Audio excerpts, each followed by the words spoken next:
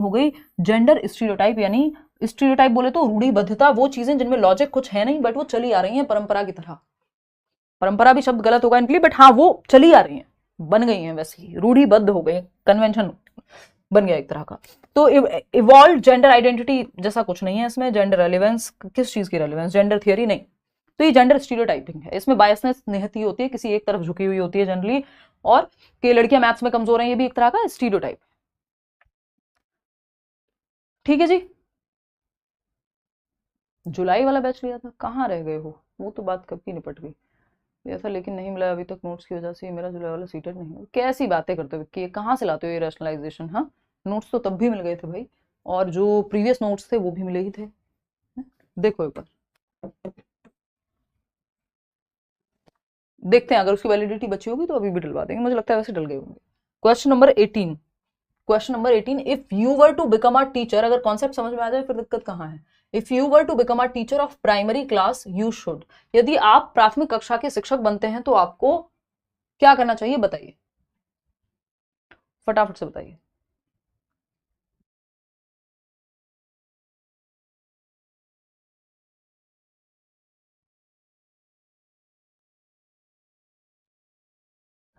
देखिएगा, यदि आप प्राथमिक कक्षा के शिक्षक बनते हैं तो आपको क्या करना चाहिए, बताइए। पहला है communicate that she respects and values all cultures in the classroom. तो एज अ टीचर आपको, आप प्राथमिक शिक्षा मतलब प्राथमिक स्तर की शिक्षक अगर बनती हैं या बनते हैं, तो ये आपको क्लियरली ये दर्शा देना चाहिए कि आप एज अ टीचर रिस्पेक्ट करते हैं, सम्मान करते हैं, वैल्यू करते हैं सभी संस्कृतियों को, सभी कल्चर्स को। क्लासरूम में अलग अलग जाति संप्रदाय के बच्चे हैं, आप सबका सम्मान करते हैं। एज अ टीचर आप ये नहीं कहते हैं कि तुम एससी हो कि तुम एसटी हो, और रिजर्वेशन होना चाहिए कि नहीं होना चाहिए, ये होना चाहिए कि वो नहीं होना चाहिए। ये सब बातें टीचर को शोभा देती नहीं है, है ना। चाहे आप पर्सनली, हो सकता है ऐसा, क्योंकि आप एक ह्यूमन हैं और कुछ भी हो सकता है कि आप किसी एक जाति संप्रदाय धर्म में विश्वास रखते हो, बट एज अ टीचर सबसे पहली रिस्पॉन्सिबिलिटी आपकी ये है कि आप हर बच्चे को इंक्लूडेड महसूस कराएं, है ना। नेक्स्ट है मैक्सिमाइज कंपैरिजन। तो आपकी जाति संप्रदाय सब कुछ आप बाहर छोड़ के जाइए क्लास में, या फिर सबको सेलिब्रेट करने की इच्छा लेकर के जाइए, अपने अंदर तक रखिए उसको, अगर पर्सनल आपका बायस है तो। ठीक। मैक्सिमाइज कंपैरिजन अमॉन्ग स्टूडेंट्स, यानी बच्चों में कंपैरिजन को बढ़ावा देंगे आप। Promote students belonging to certain cultures, यानी कुछ संस्कृतियों के बच्चों को आप बढ़ावा देंगे कि ये अच्छा, ये मेरे टाइप के या मेरे स्टेट से आता है तो ये बहुत बढ़िया, बाकी बच्चे बेकार हैं, ये मेरी जाति समूह को बिलोंग करता है तो अच्छा है ना। तो ये गलत चीजें हैं। Ignore cultural differences and diversity amongst students, यानी बच्चों में जो सांस्कृतिक विविधता है उसको अनदेखा ही कर देंगे। देखिए, बच्चों में सांस्कृतिक विविधता होगी ही, चाहे वो भाषा के आधार पे हो, चाहे किसी भी आधार पे हो, तो उसको आपको एक्सेप्ट करना, इग्नोर नहीं करना, है ना। एक्सेप्ट करने का मतलब ये नहीं कि किसी एक तरफ झुक जाना है। ठीक। तो मैक्सिमाइज कंपैरिजन को मैक्सिमाइज करना नहीं, कंपेयर करना बिल्कुल भी कोई सही तरीका नहीं है। बच्चे, आपको इंक्लूडेड महसूस कराना है, उनको इंक्लूसिविटी की बात करनी है, यानी समावेश करना है हर एक अंतर के बाद। हमारा संविधान भी कहता है यूनिटी इन डाइवर्सिटी की बात हमारे देश में होती है। Communicate that she respects and values all cultures in the classroom, यह बताना चाहिए कि वह कक्षा में सभी संस्कृतियों का सम्मान करती है और महत्व देती है, यानी हर बच्चा महत्वपूर्ण है, वो किसी भी संस्कृति से, किसी भी जाति से, किसी भी संप्रदाय से आता हो, मैटर नहीं करता, हर एक इंपॉर्टेंट है ना। जो शुरुआत में हम बात करते हैं राम नाम सत श्री अकाल एंड ऑल वाली, वो इसी को दर्शाता है कि सभी इंपॉर्टेंट है क्लास में। ठीक। चलिए खैर आगे बढ़ते हैं नेक्स्ट क्वेश्चन पे। क्वेश्चन नंबर 19 क्या कहता है, क्वेश्चन नंबर 19, ये आया हुआ क्वेश्चन है और इंपॉर्टेंट भी है क्योंकि इसमें कंफ्यूजन क्रिएट होने की संभावना ज्यादा रहती है। Which of the following constructs does the right to education act 2009 advocate, यानी आरटीई एक्ट 2009 क्या एडवोकेट करता है, सिंपल ये पूछा है। मेन स्ट्रीमिंग, यानी मुख्य धारा में शामिल कर लो लोगों को, इंटीग्रेटेड एजुकेशन यानी एकीकृत शिक्षा को, इंक्लूसिव एजुकेशन को, या सेग्रीगेशन को। Segregation is against the law of nature, यानी प्रकृति के नियमों के खिलाफ है, पृथकीकरण या अलगाव। ठीक है। विक्की, अगर सेम आप कमेंट करते रहेंगे आपको ब्लॉक कर दिया जाएगा, उससे कोई फायदा होगा नहीं। आपको बता दिया है कि एक बार देखो आकर के और अपलोड करा देंगे। अगर ऐसा हुआ है कि आपके बैच में नहीं डले हैं नोट्स, या प्रीवियस में अगर कहा गया था आपको कि डलेंगे और नहीं डल पाए, तो वो एक्स्ट्रा में डलवा दी जाएंगे, डोंट वरी। लेकिन अगर सेम बात आप बेवजह आप दूसरों को भी परेशान करते रहेंगे जबकि आपकी बात का जवाब दिया जा चुका है, तो फिर दिक्कत होगी, है ना। तो पृथकीकरण यानी सेग्रीगेशन, अलगाव, कि इन बच्चों को अलग थलग कर दो, किसी को डिसेबिलिटी है तो उसको मत अलग पढ़ाओ, जिसको दिखाई नहीं देता उसको अलग पढ़ाओ, टॉपर बच्चे अलग पढ़ेंगे। तो ये सेग्रीगेशन नहीं करना है, हमको इंक्लूजन करना है। सेग्रीगेशन प्रकृति के नियमों के खिलाफ है। जैसे आपकी जो मदर नेचर है, बारिश होती है सबके लिए होती है, चाहे आप देख पाते हो नहीं देख पाते हो, चल पाते हो नहीं चल पाते हो, किस जाति किस संप्रदाय से हैं कोई फर्क नहीं पड़ता।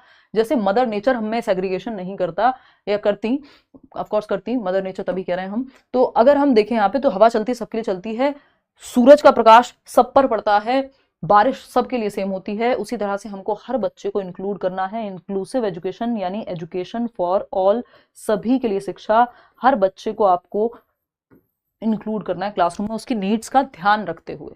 नीड्स का ध्यान इंक्लूड देखो इंटीग्रेशन में भी करते हैं कि हम एडमिशन दे देते हैं, चाहे डिसेबिलिटी वाला बच्चा हो चाहे नॉर्मल हो, लेकिन उतना ध्यान नहीं रखा जाता। ठीक, उसकी नीड्स को प्रॉपर ध्यान में नहीं रखा जाता। मेन स्ट्रीमिंग में भी ये होता है कि कुछ कुछ क्लासेस के लिए आप नॉर्मल रेगुलर क्लासरूम में ले जाते हैं बच्चे को, वो बच्चा जिसको डिसेबिलिटी है कोई, तो कुछ एक्टिविटीज के लिए आप ले जाते हैं, बाकी अलग थलग ही रहता है वो। तो ये भी बहुत अच्छा तरीका नहीं है। Inclusive education is the best, यानी समावेशी शिक्षा 5 नंबर का टॉपिक है आपके सिलेबस में और लगभग हर एक जगह ये पूछा जाता है। इस पर चर्चा करेंगे, अलग से एक सेशन में लूंगी। समावेशी शिक्षा में बच्चे की नीड्स को ध्यान में रखते हुए आप रेगुलर क्लासरूम में, यानी हर एक बच्चा सेम क्लासरूम में सीख सकता है। ऐसा नहीं है कि एक बच्चा है जो देख नहीं पाता तो उसको ब्लाइंड स्कूल भेज दीजिए, ये नहीं करना है। चाहे बच्चे को कोई भी समस्या है वो एक नॉर्मल एक छत के नीचे सीख सकते हैं सभी बच्चे, ये इंक्लूसिव एजुकेशन कहता है। क्वेश्चन नंबर 20 देखिएगा और बताइएगा। Dash is the philosophy that all children have a right to get equal education in a regular school system। अभी यही बात हम कर रहे थे, यही क्वेश्चन आ गया हमारे सामने। वह दर्शन या वह फिलॉसफी या वो नजरिया जिसके अनुसार सभी बच्चों को नियमित स्कूल में या सामान्य स्कूल में, एक रेगुलर स्कूल में प्रणाली में शिक्षा प्रदान करने का अधिकार है। यानी रेगुलर स्कूल सिस्टम में हर बच्चा पढ़ सकता है। स्पेशल स्कूल्स की एज सच ये नहीं है कि जो बच्चा देख नहीं पा रहा वो जो है उसको अलग स्कूल में भेज दो, जो सुन नहीं पाता उसको अलग स्कूल में भेज दो, ये नहीं करना है। आप रेगुलर स्कूल में सिखा सकते हैं क्योंकि आफ्टर ऑल समाज में भी उनको साथ में ही रहना है बाकी बच्चों के। ठीक, ठीक है जी, आपकी वजह से मुझे बहुत अच्छे समझ में आ रहा है, थैंक यू प्रगति। और ये आंसू किसके निकले हैं?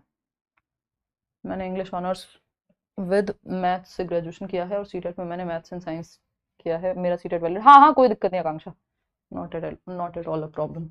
चलो देखो, डैश दर्शन वह डैश दर्शन है जिसके अनुसार सभी बच्चों को नियमित स्कूल प्रणाली में समान शिक्षा प्राप्त करने का अधिकार है। Multicultural education, inclusion, main streaming, special education, इसमें आंख बंद करके आप लगा सकते हैं कि इंक्लूजन, इसमें मल्टीकल्चरल अपने आप आ जाएगा, हर एक बच्चा यहाँ पे शामिल होगा। एजुकेशन फॉर ऑल, सभी के लिए शिक्षा। क्वेश्चन नंबर 21 देखिएगा। सेग्रीगेशन इंक्लूजन का जस्ट ऑपोजिट होता है, तो सेग्रीगेशन एकदम नेगेटिव वर्ड है, जहां दिख जाए उसको समझ लेना है। नॉट लिखा हो तो फिर बात उल्टी हो जाएगी, क्योंकि नॉट में तो गलत फिर सेग्रीगेशन हो जाएगा। Which of the following is not a key process through which meaningful learning occurs. एक होती है रोट लर्निंग यानी रट्टाफिकेशन, रट्टाफिकेशन से आपको बचना है, रटंत विद्या चलंत नहीं। ठीक, मीनिंगफुल लर्निंग पे आपको जाना है, यानी अर्थपूर्ण अधिगम, जिसका कोई मीनिंग है, जो बच्चे के जीवन से जुड़ी हुई है, तो अर्थपूर्ण अधिगम होता है। बढ़िया पूछा है कौन सी एक स्ट्रेटेजी या कौन सी प्रोसेस है जो अर्थपूर्ण अधिगम को बढ़ावा नहीं देगी, नॉट। तो एक्सप्लोरेशन एंड इंटरेक्शन यानी अन्वेषण और अंतःक्रिया, तो इससे तो बच्चा जहां बच्चा एक्टिव है वहां मीनिंगफुल लर्निंग होगी, जहां बच्चा पैसिव है वहां रटना यानी रोट लर्निंग होगी। हमको रोट चाहिए क्योंकि मीनिंगफुल लर्निंग नहीं है, वो सही होगा। मेमोराइजेशन एंड रिकॉल, हाँ ये हमें सही लग रहा है। स्मरण और स्मरण मतलब रट्टाफिकेशन, बार बार 2 एकम 2 2 दूनी 4 बस याद किए जा रहे हैं, है ना, तो स्मरण और स्मरण, ठीक है। दोहराव और अभ्यास, repetition and practice, repetition and practice में फिर भी कुछ पॉजिटिव है कि आप रिपीट तो करते हैं ना चीजें, जब आप रिवाइज करते हैं प्रैक्टिस करते हैं तो रिपीट होती हैं, तो वो एक अलग चीज है। लेकिन सिर्फ मेमोराइज करने के लिए, याद करने के लिए कोई चीज आप बार बार रिकॉल करने के लिए कोई नंबर है और रट रहे हैं उसको, तो वो रोट लर्निंग में जाएगा। रेपिटेशन एंड प्रैक्टिस फिर भी पॉजिटिव है क्योंकि कई सारी चीजों में रेपिटेशन लगेगा, साइकिल सीख रहे हैं रिपीट करना पड़ेगा, प्रैक्टिस करनी पड़ेगी, मैथ्स में भी बाकी जगहों पे भी। इंस्ट्रक्शन एंड डायरेक्शन यानी आप इंस्ट्रक्शन ले रहे हैं, कोई आपको डायरेक्ट कर रहा है, एक दिशा दे रहा है टीचर आपका या कोई भी व्यक्ति, तो वो सही है। मेमोराइजेशन एंड रिकॉल, ये टोटली रोट मेमोराइजेशन का उदाहरण है, ना कि मीनिंगफुल लर्निंग का। तो यही गलत था और जो गलत था वही सही है क्योंकि पूछा ही गलत था। क्वेश्चन नंबर 22 देखिएगा, यानी 22वां सवाल। The national curriculum framework 2005 डेराइव्स it's understanding from, यानी राष्ट्रीय पाठ्यचर्या की रूपरेखा 2005 किस समझ से या किस एक डॉक्यूमेंट से या किस एक संप्रदाय से अपनी समझ को उठाता है, यानी किस पे आधारित है, सिंपल ये पूछा है। ये क्वेश्चन पूछा जा चुका है 2018 में और अलग अलग तरीके से बाद में भी, ठीक, सीटेट में ही, और 2018 का पेपर अच्छा पेपर माना जाता है। कॉग्निटिव थियरीज से कॉग्निटिव थियरीज थिंकिंग पे, ह्यूमन के ब्रेन को वो एक कंप्यूटर की तरह देखती हैं कि इंफॉर्मेशन प्रोसेसिंग होती है संज्ञानात्मक सिद्धांतों में। ह्यूमनिज्म से यानी मानवतावाद से, मानवतावाद आपको अलग से पढ़ना नहीं है, अपनी बिहेवियरिज्म हुआ यानी व्यवहारवाद, ये रटना वटना जितना भी है ना, ये सब व्यवहारवाद पे ही आधारित है कहीं ना कहीं, तो ये आपके सिलेबस में नहीं है। हम बिहेवियरिज्म पे ध्यान नहीं देते हैं, यानी दंड और पुरस्कार दोनों से ही बचते हैं, रिवॉर्ड एंड पनिशमेंट जिसको हम कहते हैं। कंस्ट्रक्टिविज्म की जब हम बात कर रहे हैं यानी रचनावाद की, तो ये बच्चे को एक्टिव रखने पे ध्यान देता है, जिससे प्याजे और वाइगॉत्स्की बिलोंग करते हैं। टीचर यहाँ फैसिलिटेटर होता है ना। क्या है, रचनावादी जो संप्रदाय है वो बच्चे को एक्टिव रखने की बात करेगा, सक्रिय निर्माण करने की बात करेगा, नॉलेज को कंस्ट्रक्ट किया जा सकता है एक्टिवली, और टीचर माहौल क्रिएट करता है, जैसे एक गार्डनर, एक माली पौधे को सही हवा पानी जो भी उसको चाहिए होता है, आपका सॉइल वो सब प्रदान करता है, वैसे ही टीचर एक माहौल देता है जहां बच्चा फल फूल सके, उसके अंदर की जो छिपा हुआ पोटेंशियल है वो बाहर आ सके। तो